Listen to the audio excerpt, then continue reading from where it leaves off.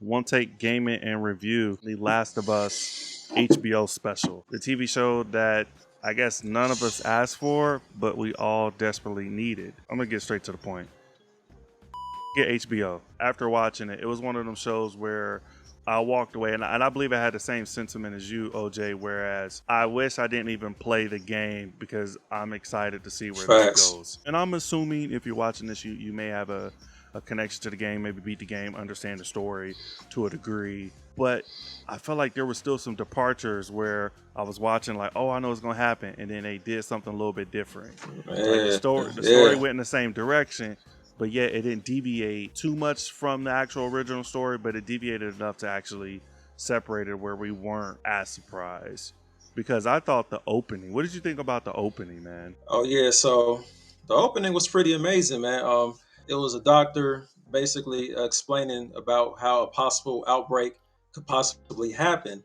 And Mm-hmm. at first everybody was kind of laughing it off, like, yeah, whatever, that's impossible.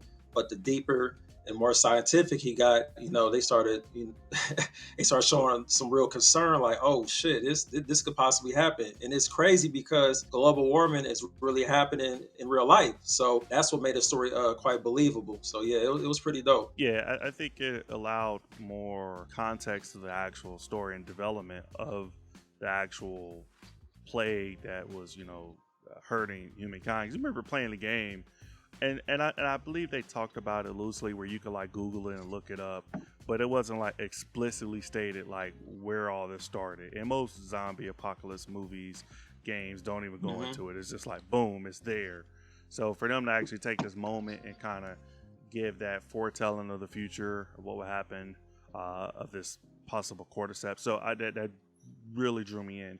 And I actually liked where you have the daughter of Joel, where you kind of think she's the main protagonist. And again, if you didn't play the game, you would think that from watching the Hmm. episode, because you're following her and you're going by her day-to-day actions, what she's doing.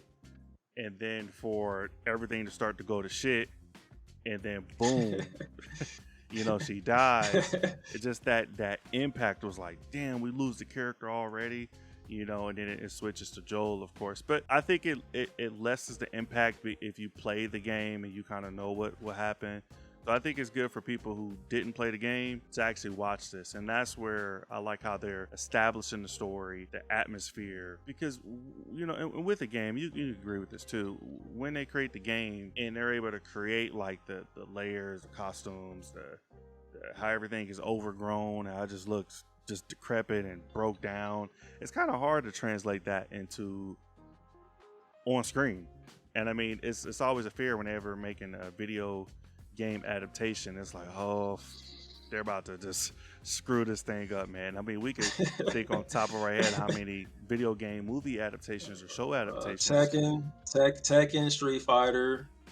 Which What Tekken else? you talk about? Which Tekken you talk about? Because that Tekken on Netflix, I thought that was decent. Was there another one that I may be missing? Yeah, I could have sworn there was a Tekken movie like in the mid 2000s, I believe. Man, it was quite terrible. It was quite terrible. I didn't see it, but yeah, I heard a lot of bad reviews about it. So Well, the one on Netflix was decent. I may have to look that one up. I'll post it in if it is available. But I remember the old, like the new Mario that's coming out, look amazing.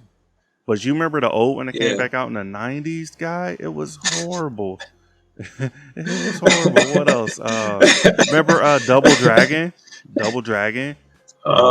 Trash, I think the trash. first video game adaptation that I liked was Mortal Kombat. That I was like, all right, it wasn't perfect, but it was one I felt like they paid homage to the source material, and Hmm. literally was like, okay, cool. They thought about the fans, and then they deviated away from that. Remember they was making Sonic when originally was shown, and they showed this big ass blue running dog. It looks like it just looked horrible, and they got so much backlash from the Oh fans. yeah, yeah.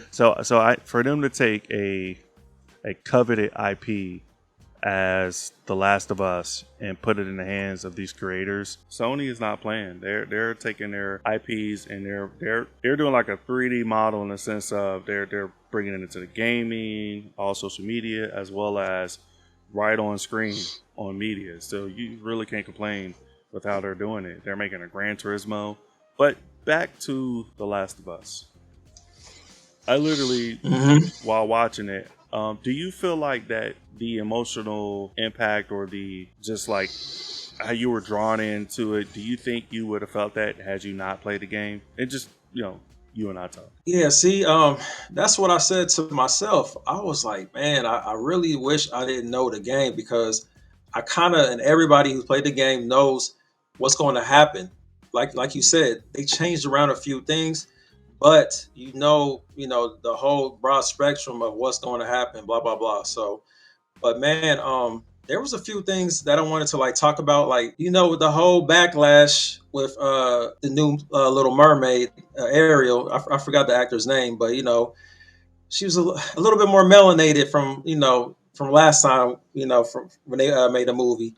So seeing that Joel's daughter, kind of was different from the game.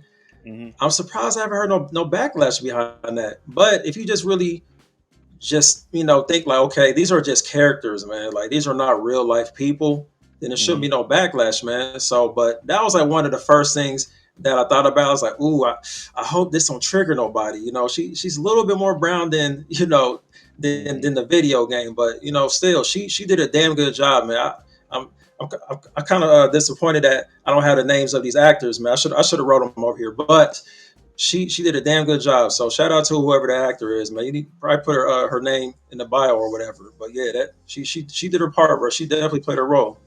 That was Nico Parker. That was her name. And so far, based off the trajectory of the trailers for for what's coming in the future, it seems like they stick pretty close to that. So, I mean, all right. Yeah. The second note was seeing the grandma.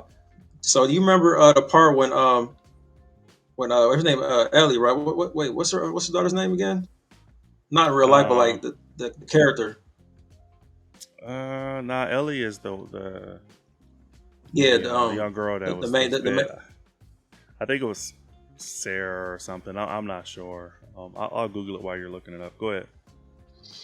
Okay, yeah. So the part when she goes into her neighbor's house and then you see her grandma. Her grandma looked kind of senile and like brain dead, like a tomato. But when she was looking at the DVDs, she's like starting to tweak out a little bit. Like that right there.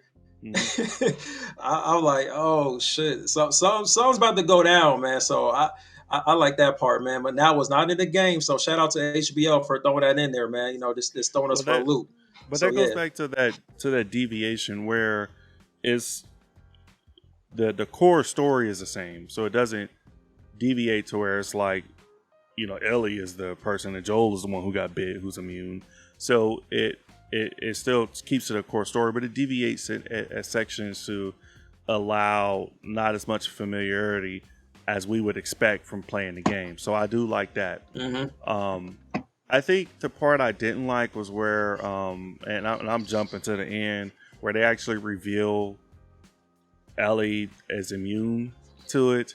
And you remember you remember back on the video game, it was like, they Jess pulled a gun out on her, and it was like almost wrecked the entire plans because that's how serious it is to be around someone who's infected. So for them to kind of downplay it and be like, all right, let's go. They brushed. So I wish they would have developed that a little bit more. It just honestly, bro, I really felt like it should have been panned out into 2 episodes. I felt like the first episode could have just really focused more on the characters, like knowing their background, seeing like their everyday day-to-day routines, like Joel and his brother, like how they bond or connected. I feel like it could have been more on the characters per se, and then the second episode it could have panned out like to the beginning of what it is now, or the end of the episode 1. So that's the only thing I wish. I just wish they panned that out, but it's like 8 episodes, so you kind of got to speed it up a little bit. 9, okay, you got to speed it up a little bit. So if it was like 10 or 12 or 15 episodes, they could have did that with 2 episodes. I think it would have been better. Well, I think they have the ability to, with it being season 1, I think it's going to have the acclaim that it needs to push out to season 2, 3, or whatever.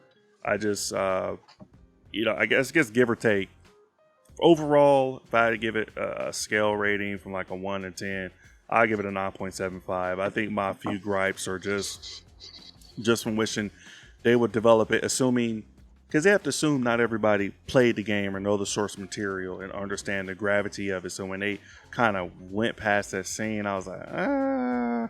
But other than that, I mean, I think the entire episode was amazing. Like I said, the atmosphere, just the design of the costumes, the walls, the sets. I mean, just the amount of effort they put into bringing this to life on the big screen. I mean, Yeah. you couldn't ask for more. I mean, I think it's easier when you're utilizing CG and have like a video game to do it. Overall, man, if you guys enjoyed our commentary, of course, hit the like button, subscribe.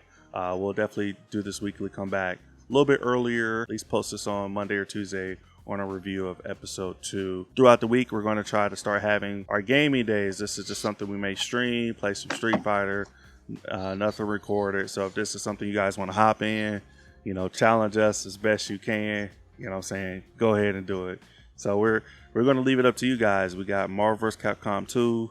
What else we got, OJ? Street Fighter 5. We got Ultra Street Fighter 4. The Street Fighter 2 remix on PS4. We got Tekken. We got Tekken. Yep. Yeah, Tekken 7. We got 6. Tekken Tag Tournament 2. So it's so many games. We're leaving it up to you guys, man. We hand out that biz and anything you guys want.